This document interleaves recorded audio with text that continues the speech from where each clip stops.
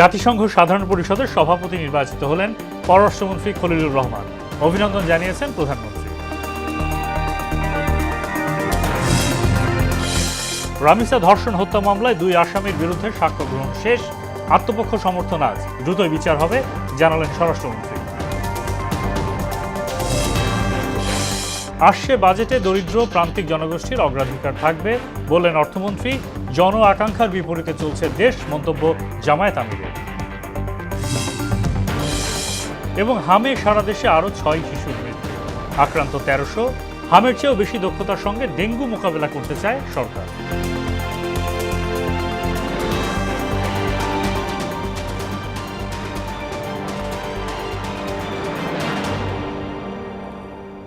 আসসালামু আলাইকুম, স্বাগত মোহনা সংবাদে। এতক্ষণ শুনছিলেন শিরোনাম, পুরো সংবাদের সঙ্গে আছি মোহাম্মদ সাইফুল ইসলাম খান। জাতিসংঘের সাধারণ পরিষদের 81তম অধিবেশনের সভাপতি নির্বাচিত হলেন বাংলাদেশের পররাষ্ট্রমন্ত্রী ডক্টর খলিলুর রহমান। আগামী সেপ্টেম্বরে সাধারণ পরিষদের 81তম অধিবেশনের সভাপতি হিসাবে তিনি দায়িত্ব গ্রহণ করবেন। খলিলুর রহমানের এই বিজয়ে অভিনন্দন জানিয়েছেন প্রধানমন্ত্রী তারেক রহমান। ঐশী আলমের ডেস্ক রিপোর্ট। জাতিসংঘের সাধারণ পরিষদের 81তম অধিবেশনের সভাপতি নির্বাচিত হলেন বাংলাদেশের পররাষ্ট্রমন্ত্রী খলিলুর রহমান। তিনি আগামী সেপ্টেম্বরে সাধারণ পরিষদে 81তম অধিবেশনের সভাপতি হিসেবে দায়িত্ব গ্রহণ করবেন। এ নির্বাচনে বাংলাদেশের পররাষ্ট্রমন্ত্রী ডক্টর খলিলুর রহমানের প্রতিদ্বন্দ্বী ছিলেন সাইপ্রাসের পররাষ্ট্রমন্ত্রীর বিশেষ দূত আন্দ্রেয়াস এস কাকোরিস। নির্বাচনে জাতিসংঘের 190টি সদস্য দেশ ভোট দেয়। এর মধ্যে বাংলাদেশের পক্ষে 99টি দেশের ভোট পেয়ে জয়ী হন তিনি। অন্যদিকে 91টি দেশের ভোট পেয়ে বিজিত হন আন্দ্রেয়াস এস কাকোরিস। 1946 সালের পর দ্বিতীয়বারের মতো এই আসনে বসতে যাচ্ছেন বাংলাদেশের প্রতিনিধি। 41তম অধিবেশনে সভাপতির দায়িত্ব পালন করেছিলেন সাবেক পররাষ্ট্র সচিব ও রাজনীতিবিদ হুমায়ুন রশিদ চৌধুরী। সভাপতি নির্বাচিত হওয়ায় পররাষ্ট্রমন্ত্রী ডক্টর খলিলুর রহমানকে অভিনন্দন জানিয়েছেন প্রধানমন্ত্রী তারেক রহমান। ঐশী আলম, মোহনা সংবাদ।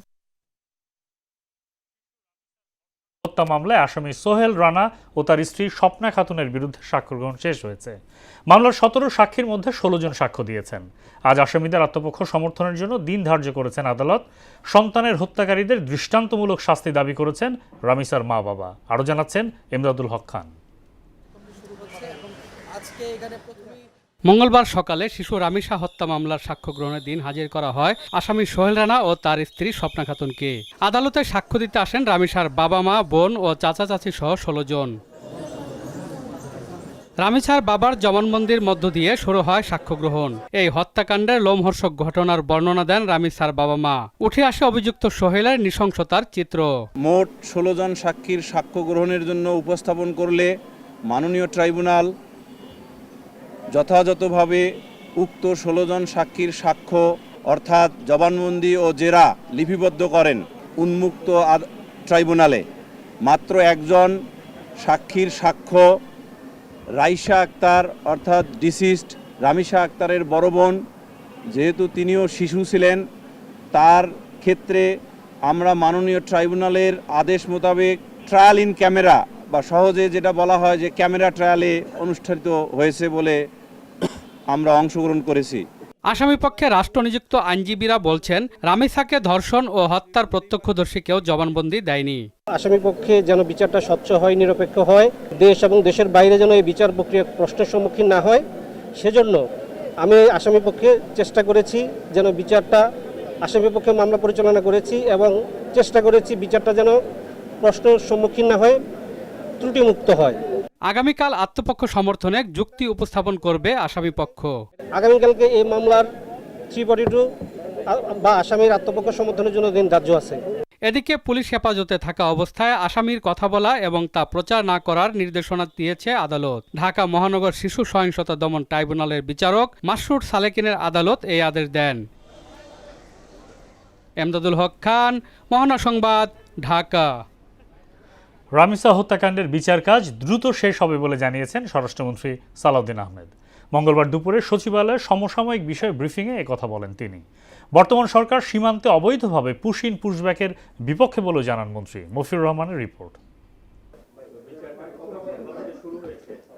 সচিবালয়ে সমসাময়িক নানা ইস্যুতে সংবাদ সম্মেলন আয়োজন করে স্বরাষ্ট্র মন্ত্রণালয়। চাঞ্চল্যকর রামিসা ধর্ষণ ও হত্যা প্রসঙ্গে মন্ত্রী বলেন, বিষয়টি আদালতে বিচারাধীন। সাক্ষীদের সাক্ষ্য গ্রহণ শেষে দ্রুত বিচার কাজ শেষ হবে।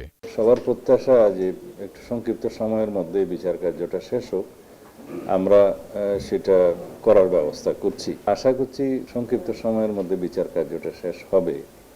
রায় কি হবে, কখন হবে ইত্যাদি এগুলো আদালতের বিষয়। মুন্সিগঞ্জের গজারিয়া ধর্ষণ ঘটনায় তথ্য প্রযুক্তির সাহায্যে আরও 4 জন আসামি গ্রেপ্তার করে জবানবন্দি নেওয়া হয়েছে বলে জানান তিনি। মুন্সিগঞ্জে একটা সম্ভবত কিশোরী রেপ হয়েছিল, গ্যাং রেপ, এবং তাকে হত্যা করেছে, নদীতে ফেলে দিয়েছিল। সেটা আজকে 4 জন আসামি ধৃত হয়েছে। খুব দ্রুততার সাথে প্রযুক্তি প্রয়োগ করে তাদেরকে অ্যারেস্ট করা হয়েছে। পার্বত্য অঞ্চলে সন্ত্রাসী কার্যক্রম বন্ধে সরকার কঠোর অবস্থানে রয়েছে। জঙ্গল সলিমপুরে যারা অধিবাসী আছে তারা যে কোনো কারণেই হোক সরকারি খাস জায়গায় বসতি স্থাপন করেছে দীর্ঘদিন যাবৎ, আমরা বলেছি আমরা তাদেরকে উচ্ছেদ করব না, তবে ওখানে সন্ত্রাসীদের কোনো আস্তানা আমরা রাখবো না, এটা নির্মূল করা হবে। সেজন্য একটু সময়ের দরকার। সীমান্তে অবৈধভাবে পুশইন পুশব্যাক সরকার সমর্থন করে না বলেও মন্তব্য করেন সালাউদ্দিন আহমেদ। আমরা যে কোনো রকমের ইলিগেল পুশইন বা পুশব্যাক এগুলোর বিপক্ষে, কিন্তু যদি বাংলাদেশের কোনো সিটিজেন কোনো কারণেই হোক যদি সেই দেশে যে থাকে ন্যাশনাল আইডি ভেরিফিকেশন করে যদি কেন্দ্রীয় সরকারের তরফ থেকে সেরকম কোনো তালিকা আমাদের পররাষ্ট্র মন্ত্রণালয়ে প্রেরণ করে, তারা সেটা আইনানুগভাবে রিপেট্রিয়েশন প্রসেসটা ফলো করবে। তোফায়েল আহমেদের জানাজা থেকে গ্রেফতারকৃতদের বিরুদ্ধে অন্য কোনো মামলা থাকতে পারে বলেও জানান তিনি। তারা হয়তো অন্য কোনো মামলায় আসামি আছে বা অন্য কোনো শৃঙ্খলতা করেছে। মফিউর রহমান, মোহনা সংবাদ, ঢাকা। 2027 সালের এসএসসি পরীক্ষার সূচি আবারও পরিবর্তনের ইঙ্গিত দিয়েছেন শিক্ষামন্ত্রী এহসানুল হক মিলন। মঙ্গলবার দুপুরে সচিবালয়ে শিক্ষা মন্ত্রণালয় সংক্রান্ত সভা শেষে সাংবাদিকদের প্রশ্নের জবাবে একথা জানান তিনি। মন্ত্রী বলেন, পরীক্ষার সময় এগিয়ে নেয় সামাজিক যোগাযোগ মাধ্যম সহ বিভিন্ন জায়গায় সমালোচনা হচ্ছে। অংশীজনরা চাইলে পরীক্ষার সূচি আবারও পরিবর্তন হতে পারে। সেশন জট কমিয়ে আনার বিষয়ে সরকার পরিকল্পনা করছে বলেও জানান এহসানুল হক মিলন। আমাদের সিদ্ধান্ত হচ্ছে সিনক্রোনাইজ করা, সেশন জটকে কমানো, এবং এই যে আমাদের 16 বছরের লেখাপড়া 17 বছর যাচ্ছে, 17 বছরটা 20 বছর যাচ্ছে, এই যে 2 বছর লস হচ্ছে সেটাকে আমাদের অ্যাডজাস্ট করা। রোজার কারণে এটা 1 মাস এগিয়ে আসছে, তা নাহলে তো আমরা চেয়েছি এটা ফেব্রুয়ারি লাস্ট উইকে করতে। শুধু রাজনীতি বা নির্বাচন নয়, অর্থনীতিতেও গণতন্ত্র নিশ্চিত করা হবে বলে জানিয়েছেন অর্থমন্ত্রী আমির খসরু মাহমুদ চৌধুরী। মঙ্গলবার দুপুরে ইআরএফ মিলনায়তনে বাজেটে প্রত্যাশা ও বাস্তবতা শীর্ষক সেমিনারে একথা বলেন তিনি। আর বাজেট ঘাটতি নিরসনে কার্যকর পদক্ষেপ নেওয়ার আহ্বান জানান সিপিডির নির্বাহী পরিচালক ফাহমিদা খাতুন। বিস্তারিত মনিরুল ইসলামের প্রতিবেদনে। দায়িত্ব নেয়ার 4 মাসের মাথায় বাজেট প্রণয়নের ঘটনা দেশের ইতিহাসে প্রথম। তার উপর আকারেও রেকর্ড করতে যাচ্ছে চোরাই উত্তরায়ের বর্তমান সরকারের প্রথম বাজেট। কিন্তু নানান বাস্তবতায় এবারের বাজেট যে চ্যালেঞ্জিং সে বিষয়টি স্পষ্ট। সার্বিক পরিস্থিতির ওপর বাজেটের প্রত্যাশা ও বাস্তবতা শীর্ষক সেমিনারের আয়োজন করে ইকোনমিক রিপোর্টার্স ফোরাম ইআরএফ। সেখানে উঠে আসে অর্থনীতির কঠিন বাস্তবতা। আর্থিক খাতের অসঙ্গতি নিরসন করে বিনিয়োগ বান্ধব পরিবেশ নিশ্চিতের দাবি করেন ব্যবসায়ীরা। আমাদেরকে ক্যাপিটাল মেশিনারি ইম্পোর্ট করার জন্য সাপোর্ট দিবেন। ইন্ডিয়াতে যে পলিসি আছে এটাকে বলে টাফ টেকনোলজিক্যাল আপগ্রেড ফান্ড, 1% তারা দেয় মিল মালিকদেরকে। এই WPPF এর বিরুদ্ধে কথা বলছি না, আমি এইটা সংস্কারের জন্য বলছি। এইটা যদি সংস্কার আপনারা না করেন, আপনাকে ডেফিনেশন করতে হবে কারা শ্রমিক। আর সিপিটি নির্বাহী পরিচালক ফাহমিদা খাতুন বলেন, প্রাতিষ্ঠানিক সংস্কার ছাড়া কোনো পদক্ষেপই কার্যকর হবে না। জাতীয় রাজস্ব ডিপার্টমেন্ট থেকে বিভিন্ন ধরনের উদ্যোগ নেওয়ার কথা বলা হয়েছে। তারা কর জাল বিস্তার করবেন, নতুন নতুন ক্ষেত্র আহরণ করবেন, কিন্তু মূল বিষয়টা হচ্ছে এখানে সংস্কার। এখানে কি প্রাতিষ্ঠানিক সংস্কার করা হয়েছে, করা হয়নি, 2-1বার ছোটখাটো হয়েছে। অর্থ ও পরিকল্পনা মন্ত্রী বলেন, আগামী বাজেটের দর্শন হবে অর্থনীতি নিয়ন্ত্রণমুক্ত করা। নিয়ন্ত্রণমুক্ত ব্যবসা বাণিজ্য অর্থনীতি যেটা বিকাশ করতে পারে। দেশের বাজেটের ইতিহাসে নিম্ন আয়ের মানুষ সবসময় উপেক্ষিত থেকেছে উল্লেখ করে মন্ত্রী বলেন, এবারের বাজেটে নিম্ন আয়ের মানুষদের সর্বোচ্চ গুরুত্ব দেওয়া হচ্ছে। আমরা ওই লোকগুলোকে অ্যাড্রেস করেছি প্রথমে। ওই ব্যক্তিটি যে গৃহকর্ত্রী, যার সামাজিক আর্থিক একেবারেই কোনো মূল্য নেই, আমরা টাকাটা সরাসরি ট্রান্সফার করছি তার অ্যাকাউন্টে। এখানে কিন্তু মাঝখানে কেউ নাই। আগামী 2 সপ্তাহের মধ্যেই সিকিউরিটি এক্সচেঞ্জ কমিশন ঢেলে সাজানো হবে বলেও জানান তিনি। আমরা নতুন সিকিউরিটি অ্যান্ড এক্সচেঞ্জ কমিশনের কমপ্লিটলি নতুনভাবে সাজাচ্ছি, আপনাদের জন্য বলছি আমি কমপ্লিটলি। এটাই এই আগামী 2 সপ্তাহের মধ্যে জানতে পারবে। We will announce the names with professional, no politician. Monirul Islam, Mohona সংবাদ, ঢাকা।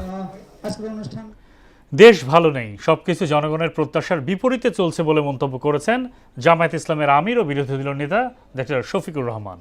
মঙ্গলবার সিলেটে ধর্ষণ ও হত্যার শিকার 4 বছরের শিশু ফাহিমার পরিবারের সঙ্গে সাক্ষাৎ শেষে তিনি এমন মন্তব্য করেন। জ্বালানি তেলে মূল্য সমন্বয় প্রসঙ্গে ডাক্তার শফিক বলেন, সরকার তড়িঘড়ি করে দাম বৃদ্ধি করেছে।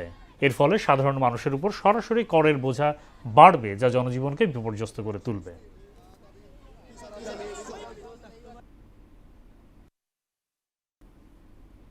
ঢাকা দিল্লি সম্পর্ক বন্ধুত্বের বন্ধনে আবদ্ধ এমন মন্তব্য করে ভারতীয় হাইকমিশনার মনোজ কুমার বলেন, দুদেশের মধ্যে সাংস্কৃতিক যোগসূত্রও রয়েছে। মঙ্গলবার সকালে রাজশাহীতে দ্বাদশ আন্তর্জাতিক যোগ দিবসের অনুষ্ঠানে সাংবাদিকদের সঙ্গে আলাপে তিনি একথা বলেন। এর আগে যোগ ব্যায়ামের ইতিহাস ও বর্তমান বিশ্বের ব্যাপক প্রসারের বিভিন্ন দিক তুলে ধরেন মনোজ কুমার। সারা দেশে গেল 24 ঘন্টায় হাম ও এর উপসর্গে 6 জনের মৃত্যু হয়েছে। এ সময় আক্রান্ত হয়েছে 1334 জন। বিকেলে স্বাস্থ্য অধিদপ্তরের হাম বিষয়ক প্রতিবেদনে এ তথ্য জানানো হয়। 15 মার্চ থেকে 30 মে পর্যন্ত দেশে মোট সন্দেহজনক হাম রোগীর সংখ্যা দাঁড়িয়েছে 73,362 জনে। এখন পর্যন্ত সন্দেহজনক হামের মৃত্যু হয়েছে 504 জনের। এছাড়া নিশ্চিত হামে মারা গেছেন 90 জন। হামের চেয়ে অধিক দক্ষতার সঙ্গে ডেঙ্গু পরিস্থিতি মোকাবেলা করতে চায় সরকার। এজন্য সারা দেশে পরিচ্ছন্নতা অভিযান, মশক নিধন কার্যক্রম এবং চিকিৎসা ব্যবস্থার প্রস্তুতি জোরদার করা হয়েছে বলে জানালেন স্বাস্থ্যমন্ত্রী সরদার সাখাওয়াত হোসেন। মঙ্গলবার দুপুরে সচিবালয়ে ডেঙ্গু প্রতিরোধ বিষয়ক সভা শেষে ডেঙ্গু রোগীদের জন্য 10% বেড ফাঁকা রাখতে বেসরকারি হাসপাতাল কর্তৃপক্ষের প্রতি আহ্বান জানান তিনি। এ সময় স্বাস্থ্যমন্ত্রী বলেন, এখনই ডেঙ্গুর ভ্যাকসিন দেয়া হবে না। প্রাইভেট মেডিকেল কলেজ আপনাদেরকে ধন্যবাদ জানাই, ওনারা আমাদের 10% বেড ফ্রি রাখবেন আমাদের ডেঙ্গু পেশেন্টের জন্য। সেইখানে ডাক্তারদের চার্জ নেবেন না, শুধু ওষুধের টাকা এবং খাবার টাকা রোগী ম্যানেজ করবে। আর investigation 80% free for all the dengue patients irrespective of rich or poor. আন্তর্জাতিক প্রসঙ্গ। ভারতের পশ্চিমবঙ্গ রাজ্যে অর্ধ শতাব্দীরও বেশি সময়ের মধ্যে এই প্রথম কোনো মুসলিম প্রতিনিধি ছাড়া সরকার গঠিত হয়েছে। সোমবার 35 জন নতুন মন্ত্রী শপথ নেওয়ার মধ্য দিয়ে মুখ্যমন্ত্রী শুভেন্দু অধিকারীর মন্ত্রিসভার সদস্য সংখ্যা বেড়ে দাঁড়িয়েছে 41 জনে। ক্ষমতাসীন বিজেপি বিধানসভা নির্বাচনে একজন মুসলিম প্রার্থীকেও মনোনয়ন দেয়নি। সংখ্যালঘু বিষয়ক দপ্তরের মন্ত্রীও হবেন একজন অসংখ্যালঘু। কারণ 41 জন মন্ত্রী সবাই হিন্দু। আগামী বুধবার মন্ত্রীদের দপ্তর বন্টন হওয়ার কথা রয়েছে। শেষ করব মোহনা সংবাদ, যাবার আগে শিরোনামগুলো আরও একবার।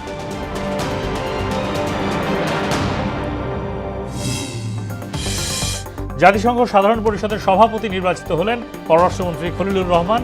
অভিনন্দন জানিয়েছেন প্রধানমন্ত্রী।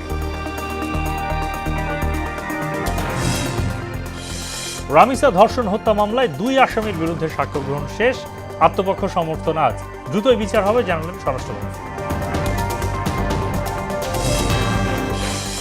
আসছে বাজেটে দরিদ্র প্রান্তিক জনগোষ্ঠীর অগ্রাধিকার থাকবে বললেন অর্থমন্ত্রী।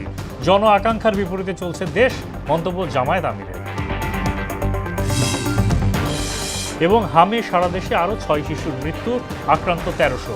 হামের চেয়েও বেশি দক্ষতার সঙ্গে ডেঙ্গু মোকাবেলা করতে চায় সরকার। এই ছিল মোহনা সংবাদে। মোহনার সবশেষ খবর জানতে ভিজিট করুন www.mohana.tv। সংবাদ দেখতে পারেন ফেসবুক, ইউটিউবেও। এতক্ষণ সঙ্গে থাকার জন্য ধন্যবাদ।